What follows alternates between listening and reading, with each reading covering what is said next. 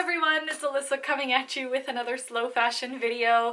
This week it's the second Sunday of the month, and that means another shop your closet video where I recreate looks that I found on Pinterest and on Instagram, and I recreate them using what I already have in my closet. I have an entire playlist full of these videos, like 3 years worth, and I continue to do it because it's just a great exercise to learn how to reuse what you already have in your closet rather than seeing Instagram and Pinterest as vehicles for fashion envy that make us want to shop. We start seeing them instead as vehicles for inspiration to help us get more creative with what we already have. So I have chosen 2 looks that I absolutely love today. In fact, I've already worn one variation. So let's jump on in. This first look is by OGUNTODU. I've used one of her looks before. I will link that video down below because her style is just so cool. She's just one of those people who, you know, I'm gonna recreate this look, but I'm definitely probably not cool enough to pull it off. This look of hers that I found here is just such a great mix of styles, and before diving into my closet, I break down the outfit that I'm looking at into style elements that I can control and that really take away the focus on the individual pieces that she has and just brings the focus to the overall look. That way I don't need the pieces she has to recreate the outfit. So the first style element that I look at is the overall vibe or the genre of the look. This is really just a way of describing it, so that way I have this guidepost when I go into my own closet and I can pull clothes that I think will make me feel that way when I put them on. So in this case, gosh, I want to say there's a little bit of quirkiness in this outfit, a whole lot of playfulness, a little bit of edge, definitely an androgynous or like a menswear, women's wear tension happening. Classic with a bit of a twist is more how I see this outfit. And I definitely want to say contemporary. There is a very fresh feeling to this look. The second element that I look at are the silhouette and proportions. I guess this is really 2 things, but they both fall into the idea of shape. So when it comes to the silhouette, I look at the overall shape of the outfit and what her garments are doing to the overall shape. So here I'm seeing a pretty harmonious silhouette through the top and the bottom. There's a lot of great structure in the wide leg denim, and there's also some really beautiful structure in the blazer. It's also a very straight and slightly oversized silhouette, so we've got a little bit of volume on both the top and the bottom. Now in terms of proportion, this has to do more with how the clothing affects the proportions of her body. Because she's got that high-waisted denim and she's accentuating that higher waist with the little scarf tied there, it really does give the illusion of a longer leg. And I think the long hem of the blazer balances out really beautifully with the high waist and the crop of the pant. Finally, I look at the styling hacks, and this is, I think personally, where the magic happens and where you can inject a lot of your own style personality into these looks that you end up creating. So the first thing that I can see here, number 1, the shirt is completely tucked in.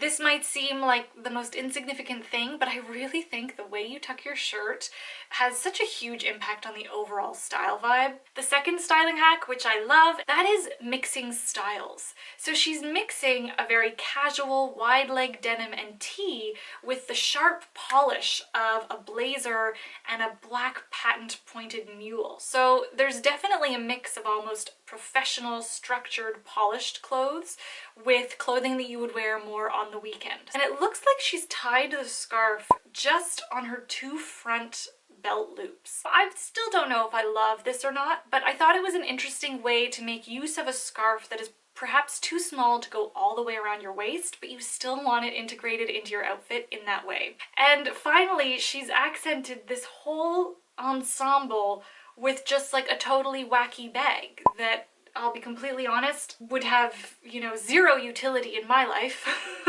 but it's so much fun and it pulls a little bit from the colors in her shirt, so I think it's just brilliant. Now that we've gone through that, I can dive into my closet using all of those little thoughts to help me choose the right garments. I'm actually looking for a pair of wide leg denim, which I don't have. I have since let go of the ones that I cut the hem of myself because they're getting a little bit too tight in the waist. So instead I went with my Levi's jeans. They're a straight leg, they are not cropped, but I'm gonna cuff them really, really big. Maybe this will be more pirate inspired. Does this even have to be a pair of jeans? No, I could have gone with a pair of culottes. The only graphic tee I own is this one, my YouTube concert tee.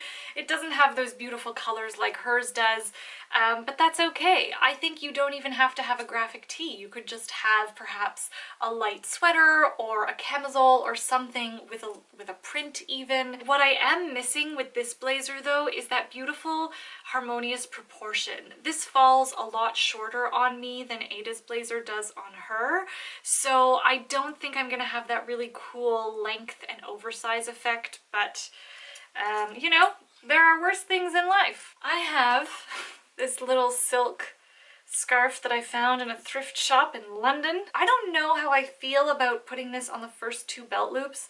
I think what I'm going to do instead is put it around, you know, halfway around my torso. My belt loops are so close to either side of the buttons. Like, I just think that would look weird. I love a black patent loafer, and I'm sad that I don't own one, but you know what I do own? These awesome shoes.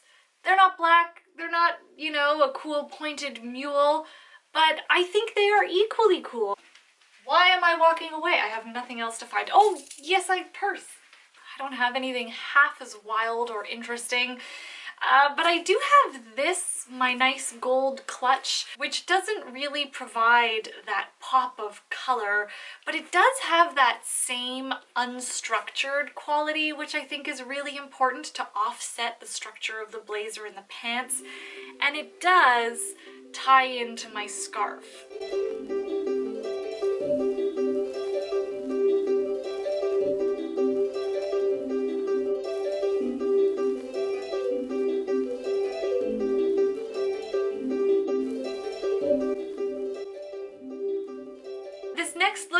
By Valeria Lipovetsky. Some of you might already watch her YouTube channel. It is wildly successful. I love her style and the playfulness with which she approaches her clothing. This one is another really great one that has a lot of polish with a little bit of edge. I really like this type of look. So let's dissect it.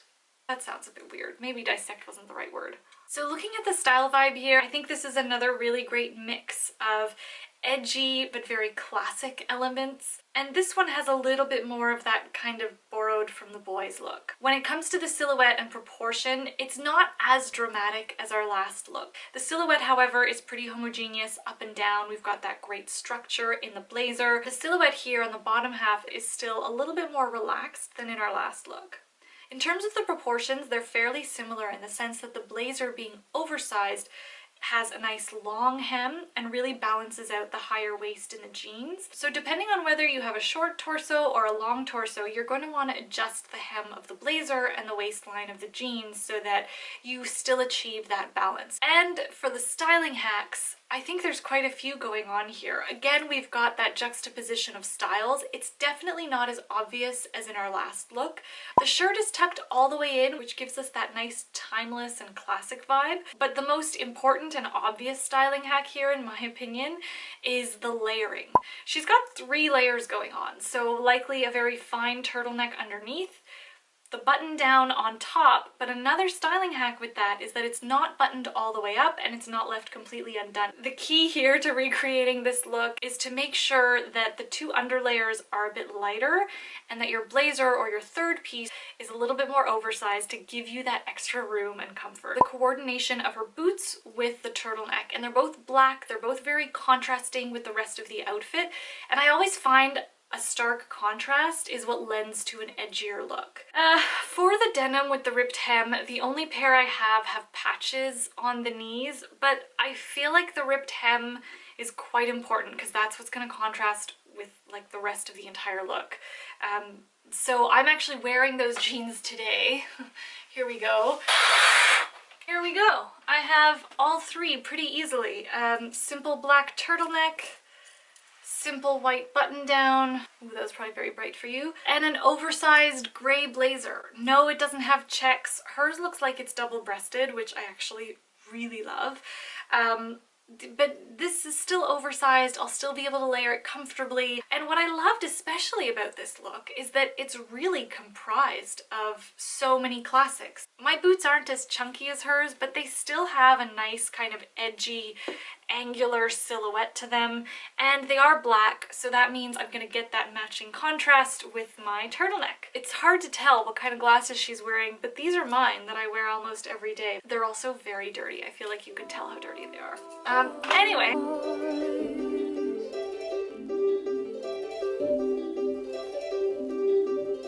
I can hear your voice.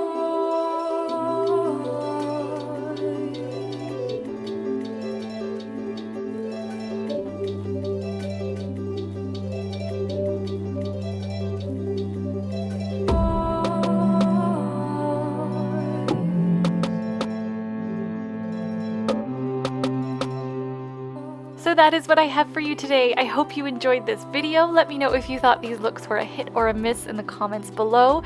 Thank you so much for watching. I hope you have a wonderful week ahead, and to my Canadian friends, I hope you are having a wonderful Thanksgiving weekend. Thank you again for watching, and I will see you in the next slow fashion video. Ciao!